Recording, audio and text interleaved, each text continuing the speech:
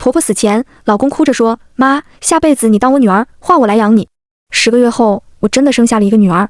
可那干瘪的嘴唇、刻薄的3白眼，竟跟死去的婆婆长得一模一样，甚至连性格都跟婆婆一样讨厌我。我一碰她就开始哭闹，我一喂奶，她就故意把我的胸咬得发痛。我同老公说：不会真是你妈投胎来了吧？老公说我是产后抑郁想多了。我也不再多言。直到有天我回家拿文件，却撞见老公给女儿点了杆旱烟。妈，知道你最好这口，等他死了，我就天天为你抽。听到这句话，本来正准备进屋的我，瞬间就顿住了。什么叫等他死了？他是谁？是我吗？这个想法一冒出来，我的后背就惊出了一身冷汗。我怎么能这样想自己的老公和女儿呢？可眼前的景象又着实诡异的让我不敢不怀疑。透过未关严实的门缝，我能清楚地看到烟雾缭绕里，我那才刚满月的女儿竟然一脸厌足地闭上眼睛，那神情和我婆婆生前抽旱烟时一模一样。我的手死死握住门把手，就在我犹豫要不要推门进去问清楚的时候，身子却突然被人往后一拽。我转过身，是隔壁的邻居王大爷。他把我拽进他家，一脸着急地说：别进去，鬼胎回魂，你这个时候进去是要被上身的。我愣住，鬼胎？什么鬼胎？是说我的女儿暖暖吗？他见我不说话，连忙问我：你女儿多大了？刚满月。他更急了，才满月，你知道吗？每天傍晚，我都能听到一个奶娃娃在唱京剧，那声调和吐字比很多大人都清楚。他的话刚说完，隔壁就真的响起了咿咿呀呀的声音。灵儿哪有神送到，积德才生玉树苗，那声音奶声奶气，要真是谁家的女儿，应该为唱得好而开心。可只有我知道，我的女儿才刚满月呀，正常孩子刚满月连话都不会说，更别提唱戏了。只有我婆婆，她生前就喜欢听京剧，最喜欢的就是这出《锁麟囊》，兴致来了还会哼2句。大半夜的，隔壁的咿咿呀呀声越来越大，我越听就越觉得头皮发麻。我再也忍不住，跟杨大爷说：实不相瞒，我家婆婆1年前刚去世，我一直都有些怀疑我女儿，她实在是太像我婆婆了。常言道，孩子都和娘亲，可我一抱她就哭，我老公一抱她就笑，而且我总觉得她对我老公有种莫名其妙的占有欲，尤其是每天晚上我和我老公亲热的时候，她都会故意用哭闹和尿床来打断我们，就像我婆婆生前一样。只要我和老公房里一有动静，她就会故意哎呦叫唤，说自己腰痛背痛，把我老公叫过去。王大爷听了后直呼：像你婆婆就对了，你婆婆是哪天去世的？11月23，11月23是送神日，死在那天就是请神容易送神难，众神来反也成鬼了呀。我一阵心慌，神什么意思？我婆婆真变成厉鬼投胎到我肚子里了吗？那我女儿呢？她脸色一变，还女儿呢？你从头到尾就没有怀孕，你仔细想想，你有过孕途吗？我懵了。是啊，这1年我一次孕途都没有过，也不想吃什么酸的辣的，甚至连胎动都没有。我还跟我老公说我怀的是神仙宝宝，一点也不折腾我。王大爷叹气：哪有什么神仙宝宝，傻姑娘，你这是被鬼借了子宫生了鬼胎呀。王大爷那边掐了掐手指，他已经在开始估算了，明天是大阴破日，怨灵会重回人间，还正好逢上你婆婆的周年忌日，他们肯定会在明天杀了你，用你的血来养鬼胎，如此鬼胎方能变成肉体凡胎，成为真正的人。我彻底慌了，那我该怎么办？我现在就离开这里，离开他们可以吗？不行，鬼胎是从你肚皮里出来的，有你的气味，你就算逃到天涯海角，他们也会找到你。我顿时就崩溃了，跑也是死，不跑也是死，到底要我怎么样？王大爷看了我一眼，眉头深深皱着，最后咬咬牙说：算了，我家门口那里放了一面镜子，本来是用来辟邪的，你回去取下来挂在你的卧室门前，他们今晚肯定动不了你。我现在去搬救兵，明天天一亮就赶过来救你。说完，王大爷突然顿住。对了，他认真的嘱咐我，如果你老公给你枣糕，你千万不能吃。枣糕？这关枣糕什么事？可没等我细问，王大爷就已经匆匆离开，消失在了夜色里。我赶紧回到我家门口，抬头一看，隔壁的王大爷家门前果然悬挂着一面小镜子。我小时候就听说过，农村有些地方会在门上挂镜子来驱邪除鬼，这面镜子肯定也有这样的功效。我果断踩在鞋柜上，颤颤巍巍爬上去取那面小镜子。可就在我碰到那面小镜子时，身后却传来老公的大吼：你在干什么？我咽了咽口水，有些不敢转过身看我老公，只有硬着头皮解释：我的化妆镜丢了，我看他家的镜子挺新的，想将就着用就不用去买了。我老公抱着女儿又气又急，那个镜子动不得是他们家老头死后专门用来辟邪的。我懵了，老头死了？你说隔壁王大爷死了？我老公神色惊惧：是啊，1个月前就死了，不信你看。我老公抖了抖王大爷家门前的鞋垫，下面全都是烧过的纸钱灰。他还拿出手机给我看了小区物业群里发的讣告，我的头皮蹭了一下就麻了。如果王大爷死了，那刚刚和我说话的不敢细想。我赶紧看向老公：这么大的事你怎么没告诉我？他死的时候你正好在月子中心啊，我怕跟你说了吓到你。老公叹口气，他是晾衣服时掉下去摔死的。他们家阳台和我们家就隔了一堵墙，每天晚上我都能听到来来回回中午掉下去的声音。我们老家说这是回来找替死鬼了，所以我赶紧让人弄了个辟邪的镜子，他进不了屋就不会再跳楼了。说完，老公殷切地看着我，听话，快把镜子放下，赶紧下来。我的手死死摸着镜子，怎么办？我现在到底该相信谁的话？王大爷死了，但我老公就真的没骗我吗？我咬了咬唇，还是决定直接问他，暖暖今天唱戏了，你知道吗？老公立刻反驳，怎么可能？他连话都不会说。说完，他像是反应过来了什么，连忙跑进去拿出一个智能小音箱，你说的是这个吗？是我妈生前听戏时留下的，这里面的曲子可以自行选择音色。说完，他给我放了起来，竟然真的是一阵孩童的咿咿呀呀声，灵儿哪有神送到，积德才生育树苗，和我刚刚听到的声音一模一样。我愣住了，难不成真是我误会了？那你今晚给暖暖点旱烟是怎么回事？我老公却一脸古怪地看着我，老婆，你在说什么？我怎么可能给女儿点旱烟？她还是个小婴儿，我疼她都还来不及呢，更何况我今天都没在家，我带女儿去医院体检了呀。说完，我老公还特地打开手机监控。怀孕后，我老公就在家里安装了摄像头，防止我摔倒，没有人发现。老公打开手机，把时间调回到1个小时前，监控里他果然一早就抱着暖暖出门了，家里一直都是空的。天，那我回家时看到的景象是怎么回事？我老公急得大口喘气，我的傻老婆，你这是被隔壁那个跳楼鬼盯上了呀，他是故意在用幻象迷惑你。我顿时就慌了。其实细想也对，我和王大爷根本不熟，他生前就是这个小区里出了名的性格古怪，从不和其他老人一起下棋跳舞，总是独来独往，逮着谁就骂。怎么死了就会突然热心起来帮我了呢？肯定是有什么目的。想到这里，我摘镜子的手立刻就缩了回来。我还是决定相信自己爱了7年的男人，赶紧哆哆嗦嗦把镜子挂了回去。可就在这个时候，我手一抖，镜子啪的掉在地上碎掉了。老公面白如纸，完了，镜子碎了，那个跳楼鬼今天肯定会回来的。我也一下慌了神，自责的不行，都怪我，没事怀疑我老公干什么？他和我在一起3年，连一句重话都没对我说过，除了与婆婆有关的事，他凡事都依着我，而我却因为一个鬼的挑唆怀疑他。老公见我自责，连忙抱住我，不停地安慰，没事，老婆，真有什么，我们一家人一起面对。说完，他拉着我一起回房，然后赶紧从床底下找出来一堆黄纸桃符，煞有介事地贴在我的卧室门上、窗户上。我不知道一向信奉科学的他从哪里搞来这些东西，但是我能感受到他对我的重视。在他忙着布置的时候，我就拿起他的手机搜一下驱邪的办法。可刚拿起来，他的手机就弹出一条微信，是他朋友老李发过来的。你家人的畸胎瘤好了吗？我愣了，畸胎瘤那是什么？老李是妇幼保健院化验科的医生，之前产检排不上队，还是他帮忙协调的。我哆嗦着点开他们的聊天窗，却没想到在里面发现了另一份产检报告，清晰地写着无怀孕迹象，初步判定为畸胎瘤。畸胎瘤是什么？我点开彩超，这才发现和老公以前发给我的彩超报告截然相反。我的子宫里没有安睡的婴儿，全是密密麻麻一簇又一簇牙齿头发。我的天啊，那我生出来的到底是个什么东西？我转过头看向摇篮里的暖暖，却发现他一直都睁着3白眼看着我的一举一动，寒意从头到脚升起。我赶紧摁灭手机，努力克服自己的恐惧，把他抱起来，宝宝，你看着妈妈干什么呀？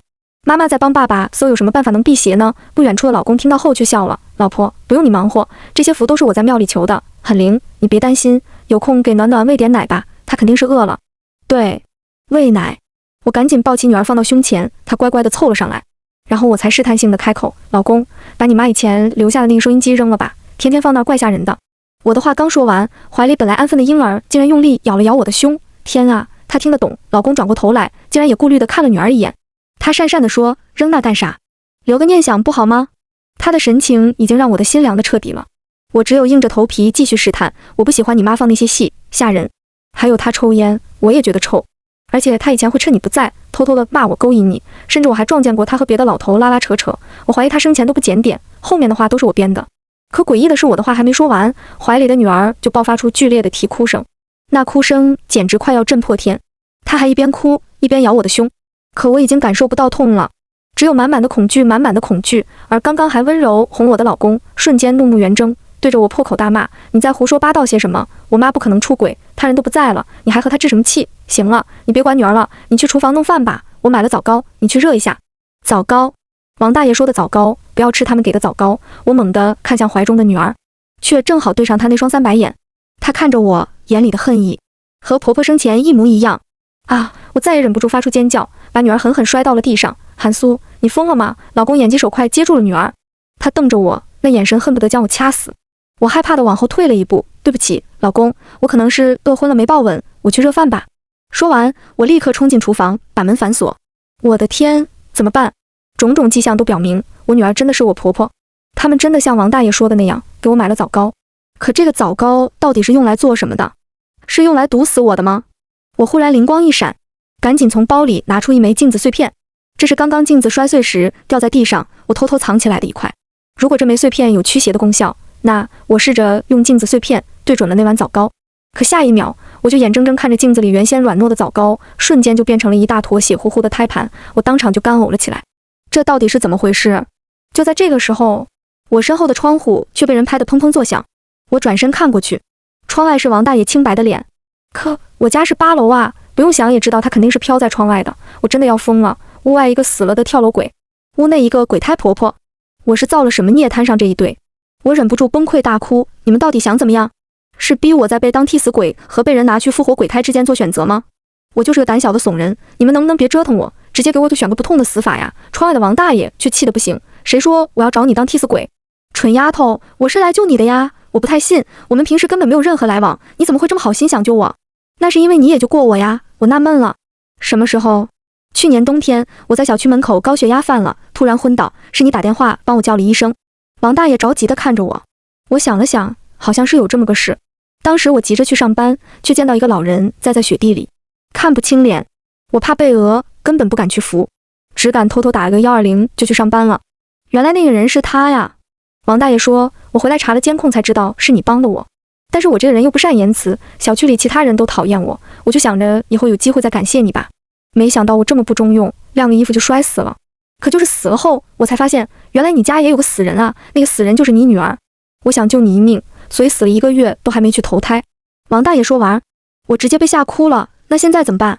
他们把胎盘枣糕都买了，明天真的要杀我了。王大爷摇头，那个胎盘枣糕是让你昏过去，到时候好方便他们给你活着就能扒皮抽血，你不吃就好了。只是可惜那个镜子你把它摔碎了，不然挂在你卧室门前还能阻挡他们一阵子。我更想哭了，我怎么那么蠢，把它给失手打碎了呢？王大爷安慰我，没事，我已经把你家的事跟鬼差说了，等公鸡打鸣阴阳割晓，他就能从地府里出来收了你家这个鬼胎。公鸡打鸣也就是凌晨3、4点吧，可现在才12点啊，我怎么拖得住？我崩溃了。王大爷赶紧掏出一个银手镯，别怕，丫头，你往这银手镯上面滴一滴血，再找机会把它带到你女儿身上。我说这有什么用？王大爷说，这是我从古墓里偷出来的童生镯，你滴血就是下童生咒，给你女儿戴上后，你们就算同生共死了。你老公要是敢杀你，那这个鬼胎也活不成。我正犹豫着要不要收下，就在这个时候，厨房外却响起了一阵剧烈的嗡嗡声。我偷偷开了个门缝望出去，我的天啊，我老公正拿着一个电锯在试用，他对着女儿说，妈，还是这个好使，砍起骨头也快和利落。我心头一震，完了，他们真的要动手了。扒皮抽骨吸血，我连忙打开窗户，接过银手镯，而我老公已经拎着电锯朝厨房走过来了，他大声喊着，老婆，怎么热个枣糕要这么久？紧接着是他拧门把手的声音，你为什么把门锁上了？你在里面干什么？老婆开门啊，开门，厨房的门都被敲得要碎了。王大爷都被这阵仗吓住了，丫头，你家有他贴的符纸，我进不来，你先自己稳住，安心等鬼差来。说完，他就一溜烟消失了。稳住？我怎么稳啊？他手里有那么大一个电锯，等等，电锯？对呀，他用的是插电款的电锯啊。我端起水池边上的一碗菜汤就朝插座泼去，插座瞬间擦出一阵小火花，紧接着屋内的电灯也跟着闪烁了好几下，然后啪的熄灭，外面的嗡嗡电锯声也终于停了下来。韩素，你给我出来，你到底在里面搞什么？我深吸一口气，努力压住内心的恐惧，打开门，对老公挤了个笑，对不起，老公，我刚刚看枣糕太香了，就没忍住把门锁起来，偷偷吃了几块。借着月光，老公狐疑地看了看我，又看了看枣糕，确实是少了几块，我唇边还剩着枣糕渣。他问我好吃吗？我点头，好吃，但不知道是不是因为没热好，我总觉得有股淡淡的腥味，吃了还有些头昏。老公似乎是在思考，随后忽然笑了下，抬手刮了刮我的鼻子，小馋猫，让你贪吃，这就是老天给你的惩罚。说完，他又认真地给我道歉，说刚刚不应该因为我说婆婆就吼我，说在他心里我才是最重要的。他不停地叨叨，我揉了揉眼睛，昏昏沉沉一头栽倒在了地上。闭上眼，能感受到他把我从厨房里拖出去。紧接着就是一句：妈，家里停电了，电锯不能用了，我出去买把杀猪刀吧。哐，大门关上，我猛地一哆嗦，迅速从地上爬起来。我老公出去了，现在屋子里只有我那躺在摇篮里的女儿。我可以确定，她没有任何攻击性，毕竟她现在只是个鬼婴儿，不然我老公不至于对她如此小心翼翼。于是我赶紧把刚刚王大爷给我的镯子掏出来，扎破自己的手指，准备滴到镯子上。可就在这时，他竟然开口说话了：别滴血。我愣了，片刻才冷笑一声：呵，婆婆终于主动说话了，不装了。襁褓里的婆婆张了张口，还是叹了口气：韩素啊，是我对不住你，但是你信我，别把你的血滴上去。我说：怎么？你怕了？怕我下完童生咒，把镯子戴你手上，拉你给我陪葬？他叹口气：我不是怕给你陪葬，我巴不得我早点死。当人当了这么多年，我早就活够了，是张琪非要我活着。傻丫头，信我，那个跳楼鬼一直都在骗你，这镯子根本不是童生镯，而是童死镯呀！你滴血后根本就不能和我同生共死，而是会和那个跳楼鬼同生共死。他早就先你一步滴血下咒了，你一滴完血，不管你不给我戴这个镯子，你们的血龙在这个镯子上，你都会被他捉去当替死鬼的。我懵了。王大爷说我婆婆和老公想杀我，而他是想报恩，是来救我的。可现在婆婆说她自己根本就不想活了，说我老公非要复活她，而王大爷才是要我命的。我简直被绕晕了。婆婆见我不语，赶紧说：你不信你就把镯子拿起来看，上面是不是有块锈？我拿起来，在开口处确实有块红色的铁锈。她叹口气：这是银镯子，银子怎么会生锈呢？那分明是她滴上去的自己的血啊！我身躯一震，死死握着镯子，不敢说话。是啊，王大爷再怎么嘴上说着想报恩，可他始终是个鬼呀。鬼的话，那不就是鬼话吗？鬼话能信吗？等等，眼前的婆婆也是个鬼啊，她说的不也是鬼话吗？我抬头紧盯着她，我凭什么要相信你？你别忘了你生前是怎么折磨我的。婆婆却皱起眉：我那哪里是在折磨你，我分明是在救你呀！我直接听笑了。她管那叫救我？我刚和老公谈恋爱时没告诉她，结果她直接拿着用过的套子到我们单位大闹一场，骂我不自尊不自爱，害得我们单位的人对我指指点点。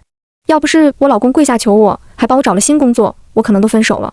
结婚后，他更是喜欢耍婆婆的威风，饭都是我做，菜都得我买，我稍有做错，他就说没用的东西，离婚。直到他58岁突发心梗去世，我才觉得这日子终于是熬完了。可他现在却说都是在救我，简直荒谬。可婆婆却说你不信就去卧室找我的保险箱，那里有证据。我将信将疑，找到一个箱子，按照他说的密码，咔嗒一声，密码箱打开。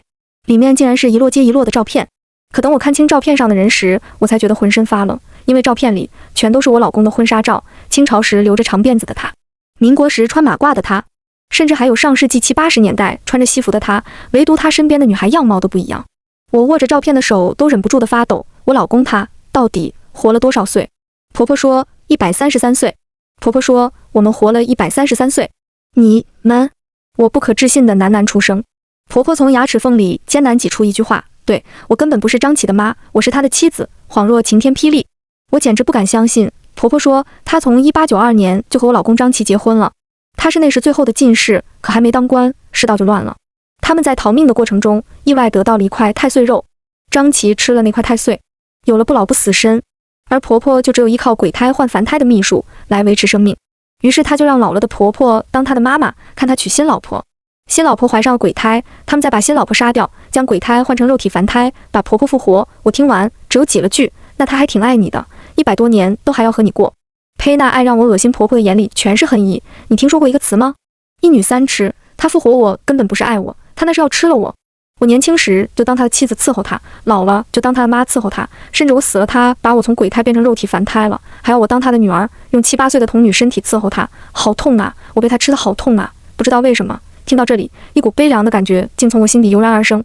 我说：那你怎么不逃呢？怎么逃？我是旧时代的遗物，我连个身份证都没有，而且我也被他下了鬼胎咒术，我一离他太远，浑身就像被蚂蚁啃咬一样痛苦。说到这里，他自嘲道：这样的日子我早就活够了，所以我才在他说他要娶你的时候，用尽各种奇葩的手段，想逼你跟他分手。可我没想到你竟然那么不中用，怎么都不和他分手。我苦笑：是我不中用，我太爱他了，以至于现在都要丢了自己的性命。可现在我能怎么办？只有等死了。婆婆却说：不会死的，你把那个枣糕吃了。她说完这句话，我的脑中瞬间警铃大作。好啊，原来前面讲那么长的故事，就是为了骗我吃那个胎盘枣糕。可他却跟我解释，能明害死你的是人阴胎盘，可我早就把它换成了阳胎盘。阳，吉祥，主吉瑞，避邪煞。吃下阳胎盘，我老公的鬼胎换凡胎就能破解。我拿起那盒枣糕，无比纠结，怎么办？吃还是不吃？我现在到底该信谁的？可没想到这个时候，窗户再次被人拍得砰砰作响。王大爷飘在窗外，他破口大骂：“你个老钱婆，死了100年了，还在这里骗人丫头！你千万别信，人胎盘是圆的，阳胎盘是椭圆的。你快看看那只胎盘！”我拿着镜子一照，果然，那枣糕虽然是血淋淋的胎盘，却依稀能辨认出来是椭圆形。你骗我！我恨恨地看着婆婆。王大爷在窗外迅速接话：“对，他们就是在骗你，骗你吃胎盘枣糕，好顺利换鬼胎啊！你赶紧把血滴桌子上，快滴啊！”王大爷不停地催促我。而婆婆则不停地哭泣，我也不知道为什么胎盘会是人胎盘，我明明换成羊胎盘了呀！肯定是张琪，他又偷偷地换回来了。韩素，你相信我，我不会害你的，你千万别滴血，别信那个跳楼鬼啊！他们2个人不停地嚷嚷，各执一词，我整个人都懵了，怎么办？到底该信谁？可老天根本没有给我犹豫的机会，因为啪的一声，灯光再次亮起，我老公站在门外，拎着电锯，阴恻恻地看着我，都被你发现了呀！汗毛从后背立起。老公一步一步逼近我，我被吓得一步一步往后退。他说：“让你吃枣糕，你不吃，你不知道吃了给你扒皮时你就不会痛了吗？你这么不乖，那我只有活扒了。”旁边的王大爷让我别犹豫了，快点滴血。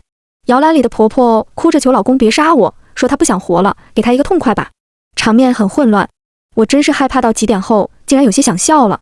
好，你们这些鬼不让我活，那就大家一起被窗死好了！我直接抬起手，把窗户上的符纸全撕了。我指着王大爷说：“你不是说要报恩吗？现在没有符纸了，你进来，把我老公和婆婆干掉，我就相信你。你之前说不进来，是因为有驱邪的镜子，有符纸，现在镜子被我摔碎了，符纸被我撕了，你快进来呀，不然你就是骗人的。”王大爷没料到我会这样做，他竟然在窗户外面犹豫了，他张了张口，没说话，也没动，明显就是忌惮我老公和婆婆。好，我知道了，王大爷是骗我的。现在3个人里可以排除王大爷肯定是在骗我，就是像婆婆说的那样，她想让我滴血，拉我当替死鬼。也就是说，婆婆说的话是真的，这不是同生着，而是同死着。我猛地抬头看向老公，能不能看在我们夫妻一场的份上，再让我亲你一次？